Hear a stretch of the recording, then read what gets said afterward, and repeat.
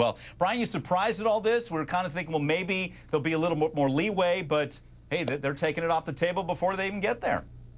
I'm very surprised by that. I'm not sure why they've done it, but bear in mind that if they have done this, Juan Martinez needs to be very careful when he cross-examines Dr. Samuels now, because if he gets into any areas that are remotely close to reactive, instrumental, then that's what we call in the legal field. It opens the door then for NRMI then to bring it back out and possibly have him comment on that. So Martinez is going to have to tread very carefully on cross-exam. And I think Brian Claypool just made a tremendous observation right there. A watch person's not a police officer, and he's not trained to be a police officer. So when George Zimmerman called 911, like he should have done, and the 911 operator said stop following him, then he needed to stop following into his own hands. We can't endorse this. It's like being a vigilante. There's no question that in my mind, Mr. Zimmerman provoked, I think, this incident. And when he went up to Trayvon Martin and a scuffle happened, George Zimmerman cannot rely on the use of lethal force. One more thing, Rochelle, I want to note is on these journal entries,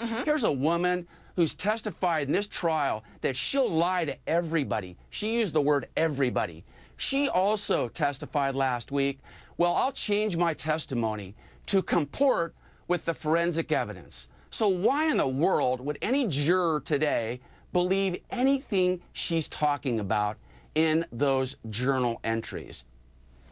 Wow, it sounds like you're saying that she will lie to herself, Brian. Let's bring in criminal defense attorney Brian Claypool to talk about some of this, because there are a lot of implications of these differing witness statements. They would have never allowed Mr. Zimmerman to go home that evening without taking his clothing, because his clothing is a key piece of evidence, and the police department never took his clothing, and they should have.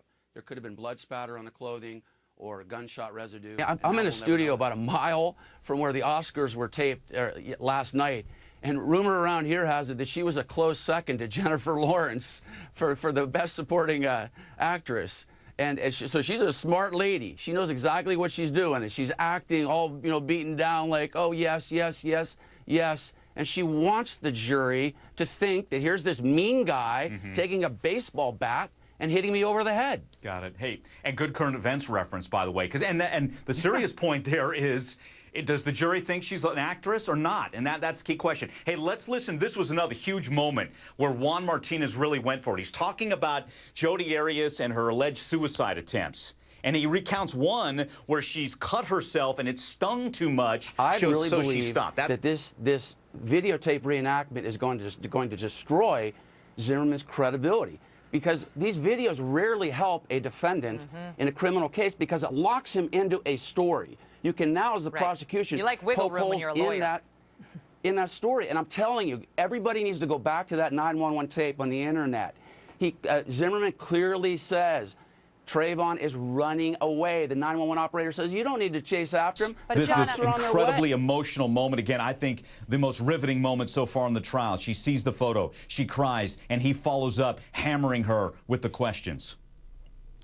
Mike, at this point in the trial, I don't think the jury's buying into her crying right now, and they're not feeling sorry for her because of the fact that the way she described it went down just doesn't seem physically possible. And also remember, she also said in 2007 she saw that mean look by Travis Alexander, and he grabbed her wrist and said, I'm sorry. Mike, initially when I saw it happening, I thought maybe that's too much. Maybe you don't want to try to demean a woman who's crying on the stand like that. I think it's a mixed bag, Mike. For example, he kept pressing her on whether Travis had 1 foot in the tub or 1 foot out of the tub. Look at that videotape of Zimmerman in the Sanford Police Department, and that speaks the truth. He's walking around. He looks perfectly fine. I don't see his face all bloodied up. I don't see any scarring in his or puffing up in his face.